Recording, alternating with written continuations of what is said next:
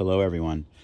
I just want to go over with you what I used to remove the turbo from my 1997 OBS Ford 7.3 diesel. After scratching my head for a couple of hours and trying to figure it out and not being able to get any of my tools in there, this is what I wound up using. A 6-inch, quarter-inch drive extension, a 8mm 4.5-inch long ratcheting wrench, a 1/4-inch drive ratchet, 5 inches long, a 15mm stubby universal socket from Matco, and a 10mm stubby universal socket from Matco, a 3/8 drive extension, and what I did is I took a cheap crow's foot and I ground it down. And these were the only things that worked for me, and I just want to show you a little bit how I did it.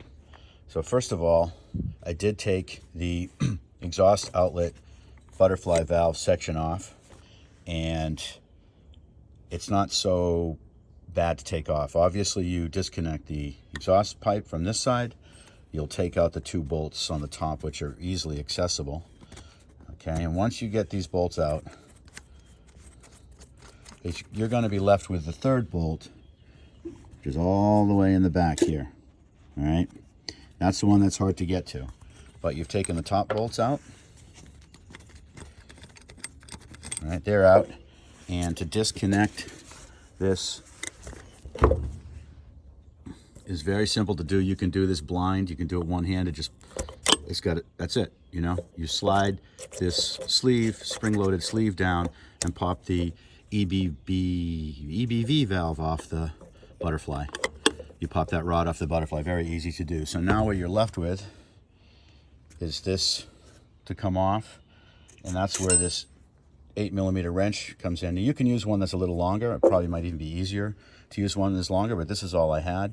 Now look, it goes without saying, you've already sprayed all the nuts down and bolts down on this thing, soaked it for days, and you're going to be able to reach under this with one hand, guide this wrench in for the top, and you're going to be able to find that bolt on the back. All right? Well, you're supposed to be able to. When you find that bolt on the back, that's what it's going to look like. Your wrench is going to be attached to it. This is already going to be disconnected. You could maybe even leave this connected, but what I also like to do is, after I disconnected these top 2 bolts, is I gave this a little tap to loosen it up. Then what you're going to be able to do is, I used the butt end of the handle of a hammer, but what you're going to be able to do is, once that wrench is there and in place, is you're going to be able to crack that nut, and then you're going to be able to work it until that EBV butterfly exhaust just comes off. And then there you have it. You have exposed this bottom stud. The bolt that's on this bottom stud is suddenly much easier to get to. And very simply, how you do that, how I did it, I should say, is with this wobble socket, 1/4-inch stubby 15mm Matco, and you'll get it on there, and you'll work it off. You'll work it off. Now, I did that first. I left all the other bolts connected. I left these pedestal bolts in, which are super easy to get to, obviously, and I decided to tackle the hardest bolt, and that's this one right here in the back. So that's the driver's side rear pedestal bolt for the turbo. And there it is. This is your EBV actuator, and the only way I found to get in here, the absolute only way, and after trying with different size wrenches and everything else, the only way I did that was with this. Again, 6-inch extension. That's all I used. And 10mm stubby wobble socket from Matco. And it's going to let you get in there. It's going to let you get in there. And you're going to be able to do it. Now, here's the thing. I want to give you something that really, really helped me, is that get underneath the truck with a work light, set up a work light, flash that light up to the underside of the motor and the underside of the turbo. And what you are going to find is you're going to see just enough daylight, a crack of daylight come through here. That's going to help you, or at least it helped me a little bit, position myself to get this bolt off. The second thing, which is really important, is this pedestal, where this actuator is, has a groove in it. That groove is your guide, okay? So you're going to be able to use that groove to guide this wrench in, to guide that socket head in, right? The minute you slip off, go back to the groove, set up your socket so it's a little bit bent, right? And that is how I found it. So it took me about 10 or 15 minutes to finally realize I had seated this properly, and it came right out. Absolutely zero effort. There is absolutely plenty of torque on a 1/4 inch drive to get these bolts out. This one, I don't exactly remember how I got it, but it was pretty easy to access. And now the last one, which is kind of a pain. These two bolts are obviously easy. The last one is the one that's down here. So what I did with that is very simply, I took a cheap crow's foot. You can see how I ground it down. I ground it down so it could fit right in there, and used a 3/8 inch drive. And once I cracked that, okay, once I cracked that nut, you know, this is maybe an 8-inch extension.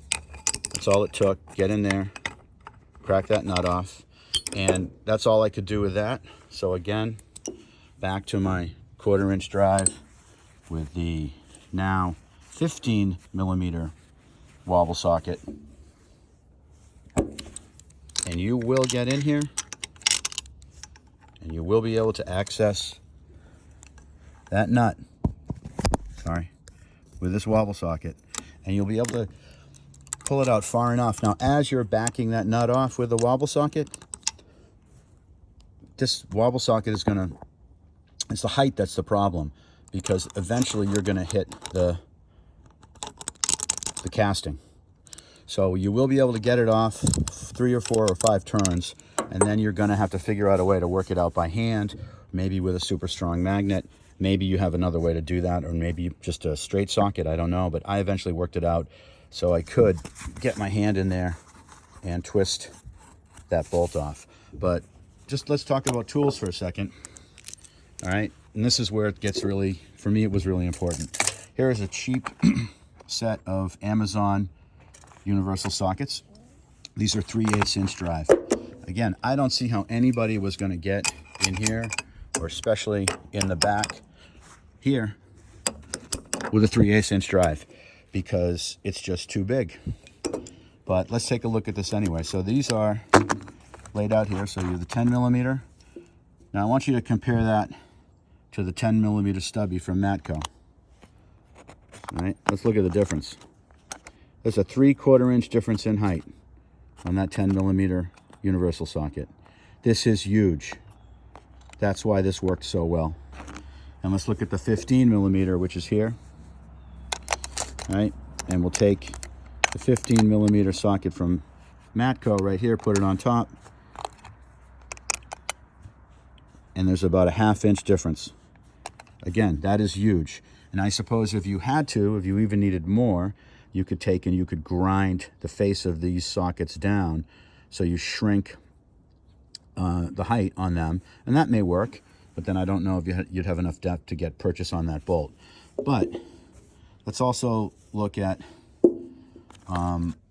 what's also nice about these sockets, the Matco sockets, or the Proto brand. Proto you can order from Grainger, I think, if you're stuck, and they'll get it to you in a day or two.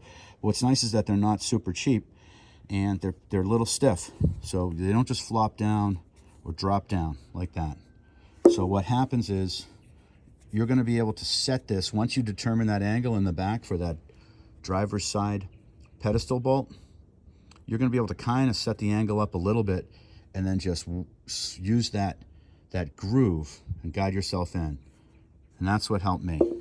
Oh, sorry, that's a socket extension. But here's the 10 millimeter. And that's what helped me. So the other thing I want to talk about is parts. I want to show you the pedestal I bought. This is a Garrett pedestal. And this is the exhaust pressure butterfly valve delete exhaust outlet. Okay, I bought these from I bought these from Thoroughbred Diesel. I have no affiliation with them. After I purchased them, I had a little bit of buyer's remorse because, you know, they were very expensive. You can go right now and you go check Rock Auto. You can buy a pedestal for 90 bucks, a no-name aluminum pedestal for 90 bucks, and you can buy this exhaust butterfly valve delete for about 30 or 40 bucks. Now, I'm not saying not to do that, but I'm saying these parts that I bought from Thoroughbred Diesel are absolutely excellent quality. The casting is excellent. There's no burrs. It's super straight here. I checked it with a straight edge. Look at the quality on this. This is definitely OEM or better. Everybody says, or some people say this is cast iron. It's not cast iron. It's malleable iron. There's no casting marks in this. So it is malleable iron, but the quality is excellent. And why would we go through this job and not use the best parts? I don't know. Maybe the ones in other sites are they're a lot less expensive, but maybe they're just as good. I don't have them to compare, but this is what I did. You know, and these were 300 bucks for the pair. A little bit pricey, but at the same time, I don't want to go through this again. So there's one more thing I want to show you. I watch a lot of these videos, and there's a lot of really smart guys out there. Here it is, OBS 97 F-350. And the one thing that I do, you know, see the turbo is out, and the turbo inlet pipes, you know, the Y pipe is out, obviously. And what I do is every time I start a job like this, I cap the inlets on the heads with, I go out and I buy depends on what part of the country you're in. This is called a gem cap or a Fernco coupling. It's a 2-inch Fernco coupling from the plumbing supply. Costs you $6. You buy 2 of them. You can reuse them forever. And the first thing I do is I install these on the open air intake or turbo intakes into the heads. We're thrashing around here. I'm thrashing around. I'm pulling stuff off. I'm dropping stuff. I'm swearing. The last thing I want to do is drop something in the motor.